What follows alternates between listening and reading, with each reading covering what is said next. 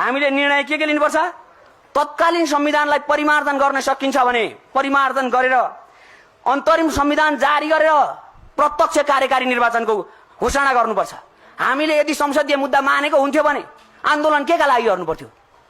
त्यसो भएको हामी संविधान नमान्ने भन्नाले होइन, यो संविधानको सरकार गठन प्रक्रिया, यो संविधानले देखाएका जुन विधि र पद्धतिहरू हामी मान्दैनौँ, तर संविधानै मान्दैनौँ भन्न मिल्दैन।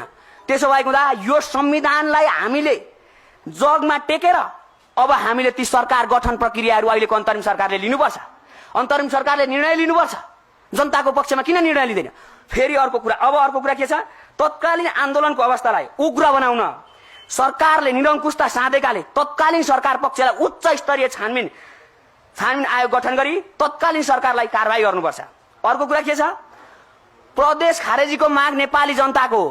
यहाँ कसले के माग राख्छ सँगको सरकारको विषय होइन। आन्दोलनका सडकमा उठेका मुद्दाहरूदेखि लिएर नेपाली जनताले चाहेका मुद्दाहरू सम्पूर्णले पेश गर्नुपर्छ। त्यसो हुँदा प्रदेश खारेजीको माग नेपाली जनताको माग रहेको हुँदा तत्काल खारेज गर्नुपर्छ।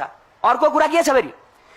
4 नम्बर बुँदामा 2047 सालपछि सार्वजनिक पदधारमा रहेका सम्पूर्ण आरोपीलाई उच्च स्तरीय छानबिन आयोग गठन गरी तत्काल सजाय र प्राप्त सम्पत्ति राष्ट्रियकरण गर्नुपर्छ। आज धेरैजना व्यक्तिहरू इमोसनल पार्न खोजिरहेछन् राजनीतिक दलका कार्यकर्ताहरूले, यो देश सके भनेर। देश सकिएको छैन। देशमा जनता छन् र देशको भूमि छ। देशको सार्वभौम सत्ता, स्वाधीनता, इमानदारीता तरिकाले अगाडि बढ्छ देश। त्यसो हुँदा हामी विधिको शासन मान्छौँ भने विधि बनाएर भए पनि विधिको शासन मान्छौँ। त्यसो हुँदा अहिलेको विधि र पद्धतिमा हामी यो कुरालाई संशोधन गर्ने हो कि आन्दोलनकारीले केही पनि व्याख्या गर्न चाहँदैन? एकछिन साथीहरू, आन्दोलनकारीहरूले केही पनि व्याख्या गर्न चाहँदैन। आन्दोलनकारीले माग राख्ने हो र माग पुरा हुनुपर्छ अहिलेको सरकारले। अर्को कुरा के छ? संवैधानिक आयोगका पदाधिकारीलाई नियुक्ति गर्दा राजनीतिक दलको दबाव नभई स्वच्छ प्रतिस्पर्धाबाट गर्नुपर्छ। अर्को के छ फेरि? यहाँ धेरै कारण चाहिँ के भयो भन्दा विश्वविद्यालयका राजनीतिक दलका संगठनहरू हावी भइरहेका छन्।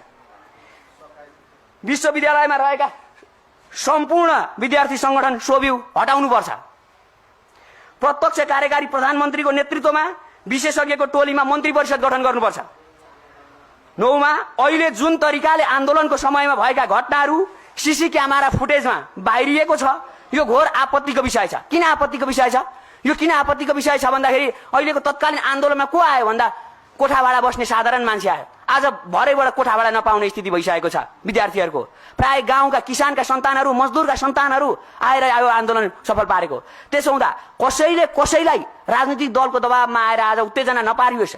भिड अब हामी सडकमा आउन चाहँदैनौँ, तर सडकका मागहरू अब सम्बोधन गर्न चाहन्छौँ। हामी सम्माननीय प्रधानमन्त्रीज्यू, माननीय गृहमन्त्रीज्यू, माननीय अर्थ मन्त्रीज्यू, माननीय भौतिक पूर्वाधार मन्त्रीज्यू लगायतका व्यक्तिहरूसँग हामी भेट्न चाहन्छौँ। हाम्रा मागहरू सुन्नुपर्छ। हामी सरकार गठन गर्ने बेलामा मतलब के आइपुग्न पाएनौँ। लगभग हामी विराटनगरमा आन्दोलन गरेका थियौँ, तर